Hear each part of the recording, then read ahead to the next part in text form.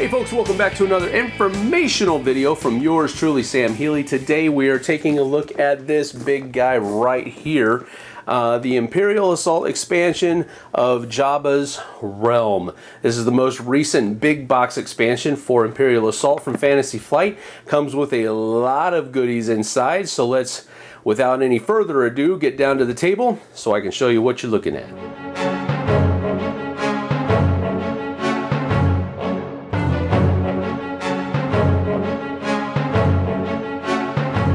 So your copy of Jabba's Realm expansion for Imperial Assault is going to have a number of different things in it. First of all, the all-important stickers. Then you're also going to get your rule book and skirmish maps. Now this is a cool thing because the Pit of Carkoon is here, and then the Nalhutta Borderlands is here. And if you'll notice, the interesting thing about this one is that it has, yes, 4 deployment zones. So this is a map for 4 player skirmish modes. And we'll look at the skirmish mission cards in just a few moments, but there's a couple of different ways that they're using it, but 4 player skirmish, that's a really cool thing. So there is that.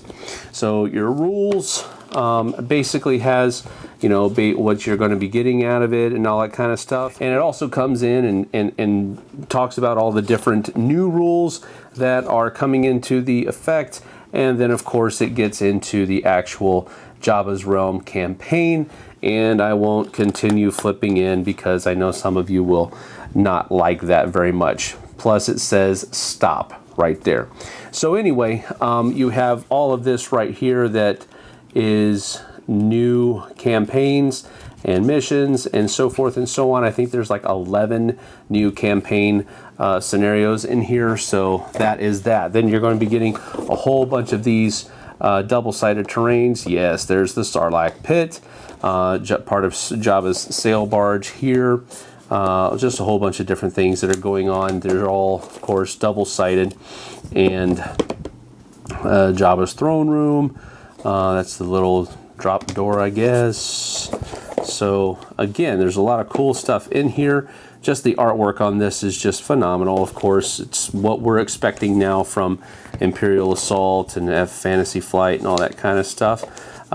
So that's about it for the tiles. Let's get to everything else that's in here. And as we delve deeper into what you're getting in Jabba's Realm, these are the 3 new generic characters. I guess you could call them generic. They're not from the movies.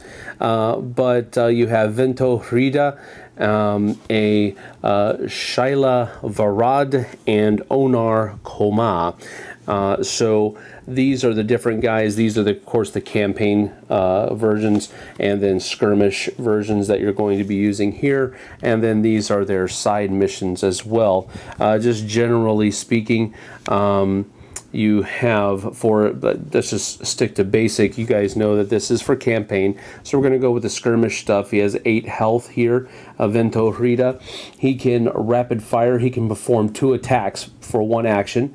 Then he also has a bolt slinger. After you resolve an attack during your activation, you may choose a hostile figure other than the defender in your line of sight and within 3 spaces of you. That figure also suffers 1 damage, so he can spread around damage pretty well. For surges, he can add +1 damage and weaken. We haven't talked about that yet, but we'll get to it. Or he can pierce 2 and bleed, or he can add +2 accuracy and hide. So that's a pretty cool thing down there. Also, Shaila Varad here can have a +1 evade. For a surge, she gets +2 attack, or cleave 2 damage, or pierce 2. She has 12 health and is rolling, looks like a green, actually 2 greens and a yellow. The lighting in here is a little weird. And then black for defense. Then she has Mandalorian Whip. Choose a small hostile figure within 3 spaces and line of sight. push that figure up to 3 spaces to a space adjacent to you, then perform an attack targeting that figure. So it's almost like Scorpion from Mortal Kombat. Get over here! You know, that type of thing. That's pretty neat. So that's interesting. And then down here at the bottom, responsive. At the start of your activation, you may gain 1 movement point or recover 1 damage. So she's good at that. She's a brawler and a hunter as well. And then Onarkoma over here can, for a surge, add +2 damage and -2 accuracy, or +1 damage and -1 accuracy. He also has, if you spend an action, rush, move up to 4 spaces, then you may push an adjacent small figure up to 1 space. If you do, you and that figure suffer 1 damage. So he's basically, you know, bum rushing somebody.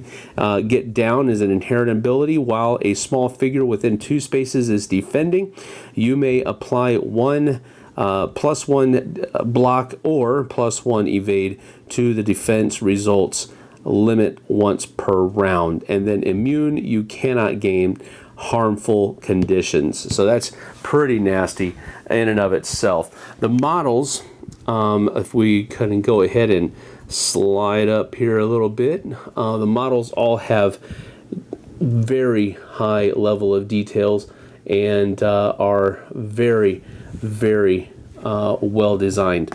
Again, these are kind of you know, generic creatures. They're not, I mean, generic characters. They're not part of an established canon Star Wars universe or anything like that. But looking, I mean, you know, they're very well designed. And of course, the Rodian figure is one of those that are kind of iconic, thanks to Greedo. So just really neat that they're kind of expanding the availability of these models, and the creation of new characters is always cool. Now this guy is ugly, but at the same time he's really cool. He's definitely a tank, that's for sure. And of course you have a number of different characters that are new characters that are coming in the Jabba's Realm expansion. First of all, you have the Jet Troopers, but they are mobile. They also, for a surge, can add 2 damage or 3 accuracy. They are agile when defending. You may convert 1 block to an evade. They also have flyby ability here, the veterans at least. When you declare an attack, if the target space is within 2 spaces, add 1 blue die to your attack pool. After the attack resolves, gain 2 movement points. So again, they can attack and continue to move. They have 7 health, 4 speed, and they're attacking with a blue and a green die and defending with a black.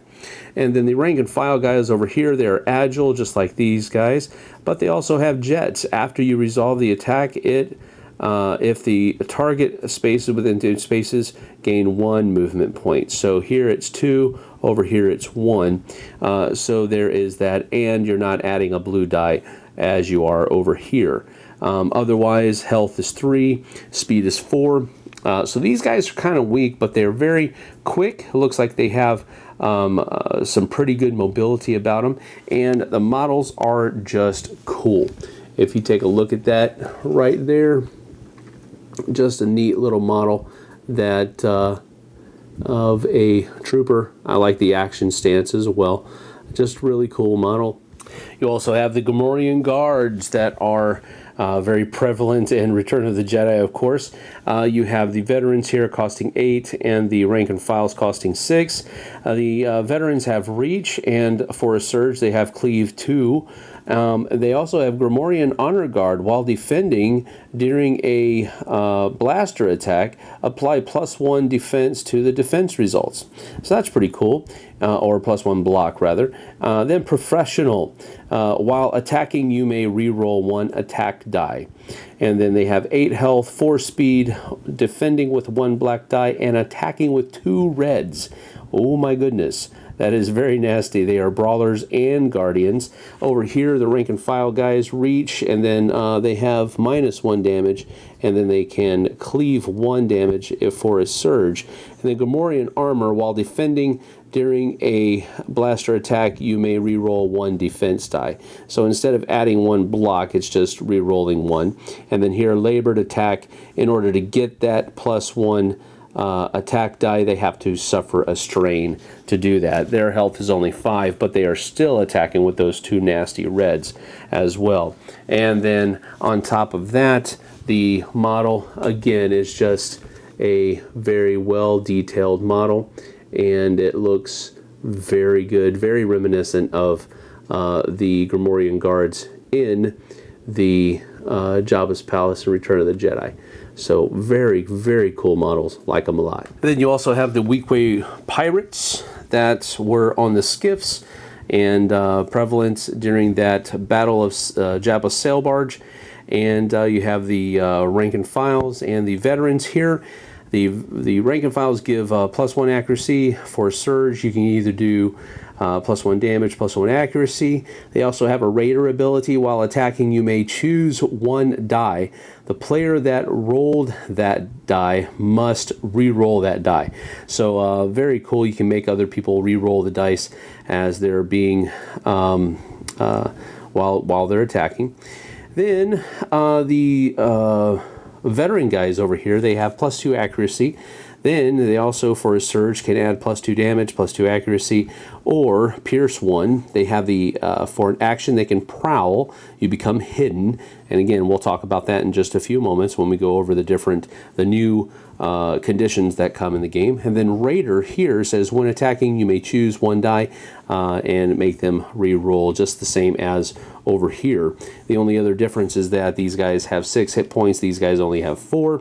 And they're all rolling 2 green dice for attack, 1 black die to defend. They are hunters and smugglers.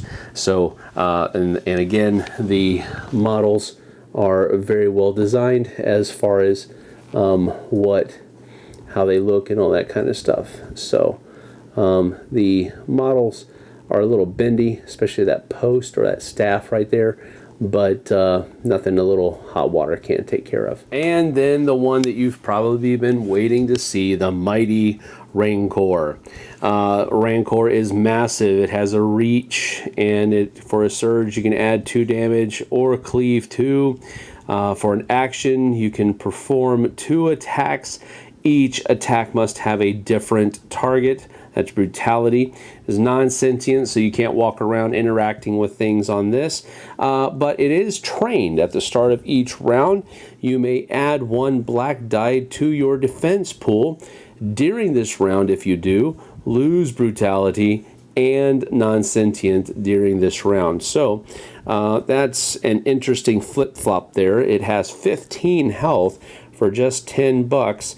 To put it into your army. Has a speed of 4, and then it defends with 1 black die, and then it attacks with a red and 2 greens. So this is a nasty little individual here, and just for size comparison, here you have a Gamorrean guard, and the size of the Rancor is definitely there. As a matter of fact, I think he'll fit right in there quite nicely, like so. So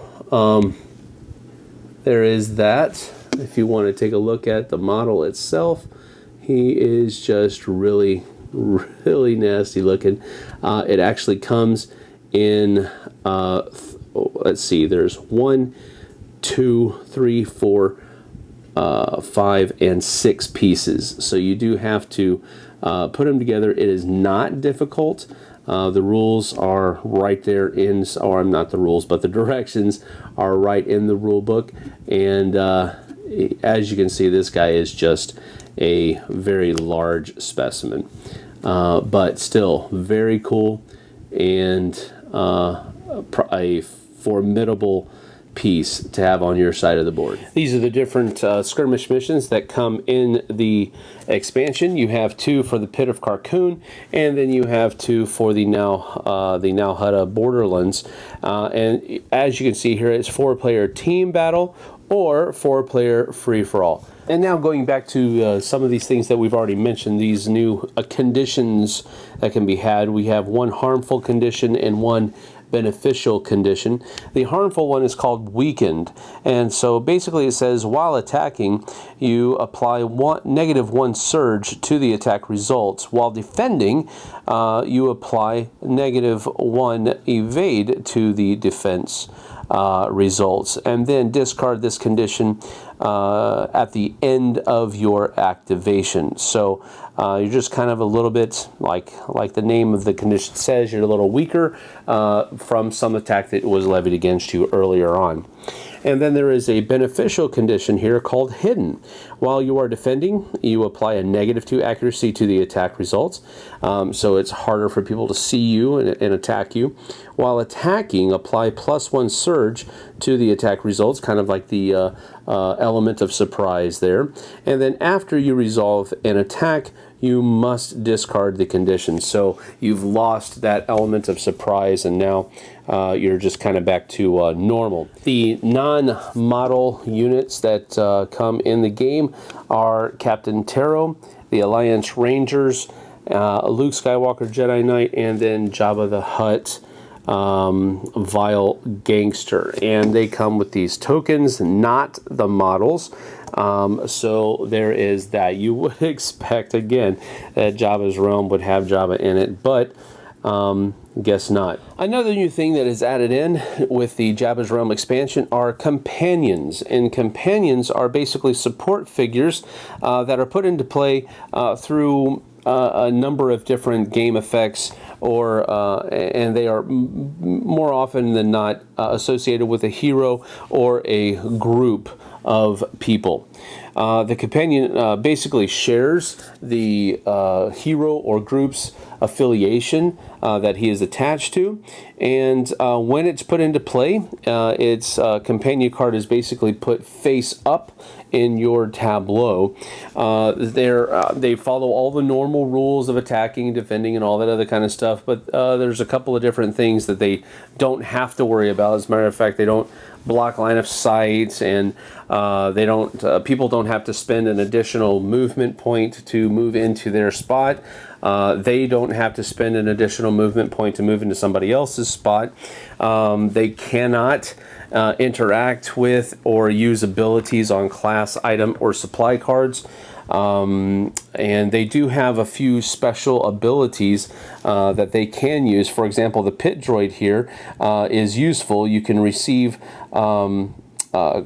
crates. Adjacent heroes can interact with crates that the pit droid is carrying. So while the pit droid can't interact with the crate, he can go get it and bring it back, and then the hero, while he's adjacent to it, can interact with it. And then you have Salicious B. Crumb here that has swipe.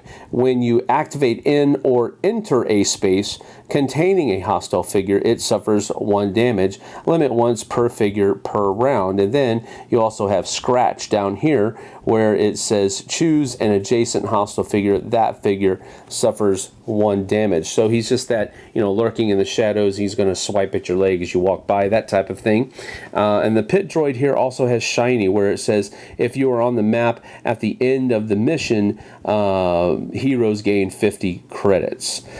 So again, that's a campaign thing. And while we're on campaigns, we also have these new bounty tokens that the Hutt Syndicate can place on heroes. So the Hutt mercenaries basically use bounty tokens to place prices on the heroes' heads. And then, of course, you have a whole lot of other stuff that is in there. You have the loadouts for the 3 new generic characters. Then you have all of the different equipment cards that can be purchased during campaign mode. And then you have all the story mission cards that come for this specific Jabba's Realm campaign. So there's just a whole lot of goodness in this box. Let's get back up top. So that is the Jabba's Realm expansion, big box expansion for Star Wars Imperial Assault from Fantasy Flight. You're getting 15 models in this box, plus this gargantuan size of plastic as well. So you're getting 16 models all together, plus all of the different campaigns for that Jabba's Realm campaign system, plus the 4 different skirmish missions, the 2 different skirmish maps, all of the different cards that come in it. There's just so much in this box. They really do a good job of cramming in a lot of bonuses and pluses and nuances into these expansion sets. So you've seen what's in the box. Now you have to make that decision on whether or not it's something that you want to add to your Imperial Assault collection. So I think I've done my job in letting you know what's in the box. Now the weight is on your shoulders. We'll see you guys on the flip side.